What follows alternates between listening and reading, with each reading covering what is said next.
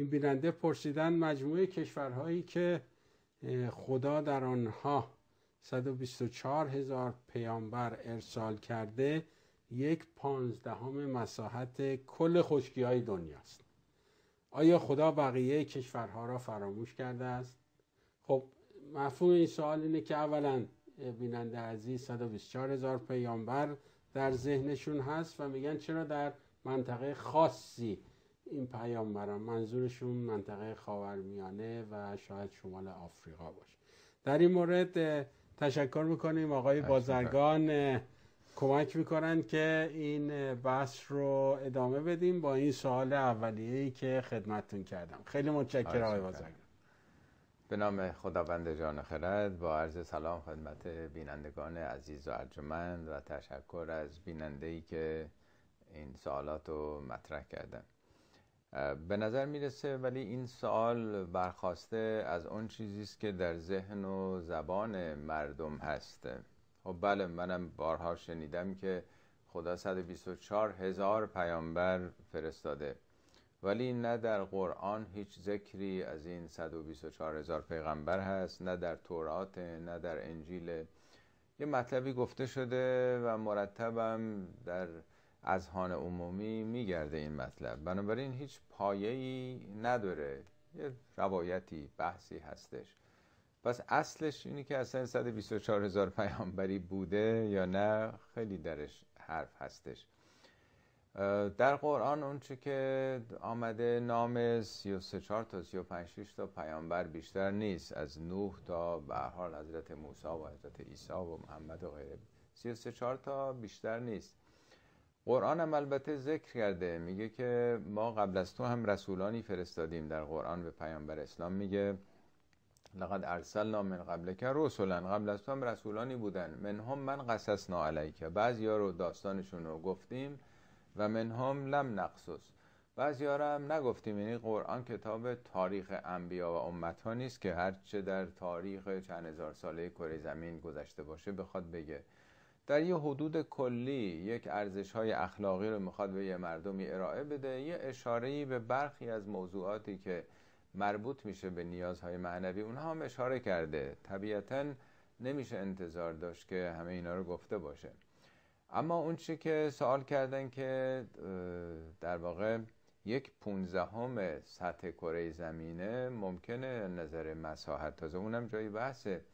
الان حدود 56% جمعیت کره زمین رو مسیحی‌ها و مسلمان‌ها گرفتن. مسیحی‌ها حدود 33.2% جمعیت کل روی زمین هستن، مسلمان‌ها 22.7%، یعنی جمعاً یه چیزی بیش از 50%، 50 و حدود 6% فقط مسیحی‌ها و مسلمان‌ها از نظر جمعیت اگر بخوایم بگیریم. البته یهودی‌ها خب تعدادشون کمترن، 0.2%. بودایی‌ها و اینها هم جمعیتشون کمتر، حدود مثلا 20% مجموعه بودایی‌ها و هندوها، با اینکه خب مجتمعاً در هندوستان یا چین زیاده، ولی در کل 7 میلیارد جمعیت زمین حدود 1/5 بیشتر نیستن اینها. بنابراین نه، نظر جمعیت خب این دین‌های غالب فعلا این دین‌های خب مشخص هستن. اما قرآن در واقع بدون اینکه تعداد رو مشخص کرده باشه میگه اصلا هیچ جامعه‌ای وجود نداشته مگر اینکه یک آگاهی بخشی براشون پدید آمده. میگه ولکل قوم هاد، هر قومی یه هدایتگری داشته به تناسب در واقع، حالا یه قبیله‌ای بوده در یه جای دور عالم 10,000 تا جمعیت داشته، 5,000 تا. میگه که ان من امتن، اصلا هیچ امتی وجود نداشته الا خلا فیها نذیر، مگر یه منذری. منذر یعنی هشدار دهنده از اشتباهات و خطاها و انحرافاتشون. بالاخره یه نظمی خدا قرار داده. همینطور که مثلا کسانی در علم مثل اینشتین ها مثلا پدید میان، مثل پلانک ها، مثل نمیدونم بسیاری از دانشمندانی که بودن، همه نیستن اینطوری، ولی یه مرتبه می‌بینید تو یک عصری، یه نسلی، ناگهان یک کسی، حالا تو هنرمندان، تو مجسمه سازا، تو نقاشا، موزیسین ها، همه اونا هنرهای مختلف، یعنی یه قوانین خاصی مثل این که تو استعدادهای بشر هم وجود داره، در استعدادهای معنوی هم همینطوره. بالاخره توی قبیله‌ای وسط افریقا میبینه آدم یکی دوتا اصلا یه سرگردن بالاترن. من یادم یه بار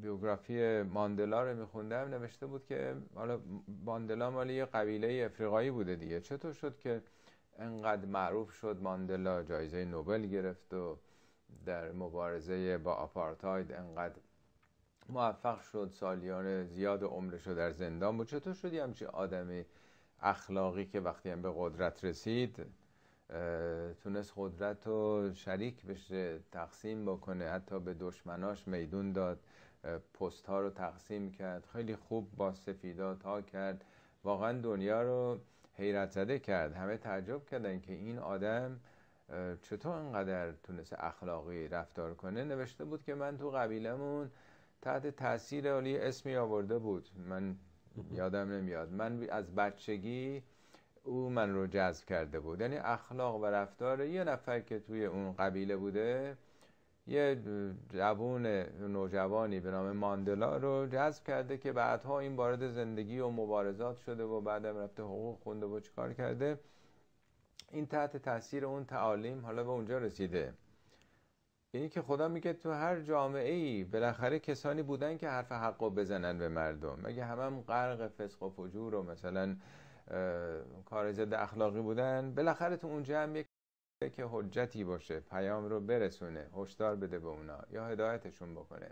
اسمشو پیامبر ما نمیذاریم، شاید هم بشه گفت پیامبرانی، ولی خب در طول تاریخ فراموش شدن یا آموزش هاشون تحریف شده، دچار خرافات شدن، از حافظه تاریخ رفته. ولی اون چی که در روزگار ما مونده، پیامبرانی که خب بیشتر تأثیر گذاشتن. حالا حضرت موسی پیدا شده با نظام فرعون درگیر شده، فرعون بالاخره در یه بخش متمدن دنیای زمان خودش نقش تعیین کننده داشتن دیگه. تحولی که ایجاد شده، فرعون به وجود آمده، این باقی مونده. یا حضرت عیسی در یه مقطع خاص تاریخی، یا بعد از پیامبر اسلام بالاخره یک جابجایی قدرت در تاریخ بشر اتفاق افتاد. از یک جامعه بسته قبیله‌ای که اصلا فراموش شده بوده، اصلا در تمام دورانی که ایران ابرقدرت بود یا روم ابرقدرت بود، هیچ کدوم هوس نکردن عربستان رو بگیرن، چون اصلا چیزی نداشت. بعدا نفت و اینا پیدا کردن، اصلا ارزش نداشته که لشکر بکشن. اونا هم خیلی عقب افتاده بودن. از دل عقب افتاده ترین قبایلی که تو کره زمین بوده، ناگهان یه فکری، یه اندیشه‌ای، یه نیروی متحدی منسجمی که قرن‌ها اینا با هم می‌جنگیدن پدید آمده، ائتلاف نیروها شده، خب یه تأثیری گذاشته دیگه و پیروان خب موندن. الان 1,400,000,000 پیرو با وجود گذشته 14 قرن داره. یعنی در واقع الانه پیام برخی از اون پیام آوران تاریخ خب اینا باقی مونده در دنیا، وگرنه خب خیلی ها بودن دیگه، ولی ما نمیدونیم از نوح چی مونده، از صالح، از هود، از نمیدونم پیامبران دیگه چی باقی موندن. بنابراین به نظر من این که حالا 124,000 تا که میگن هیچ پایه درست حسابی نداره، ولی بله هر واحد بشری که بوده، این قانونی که توی جوامع بشری وجود داره، همونطور که عرض کردم در هنرها، در علوم، در همه چی وجود داره، در ورزش هم حتی ناگهان یه کسی میبینیم یه سر و گردن بالاتره، در معنویات هم بوده. حالا اینا رو اسمشو حالا پیامبر بذارید، رسول بذارید، هر چی میخواین بذارید.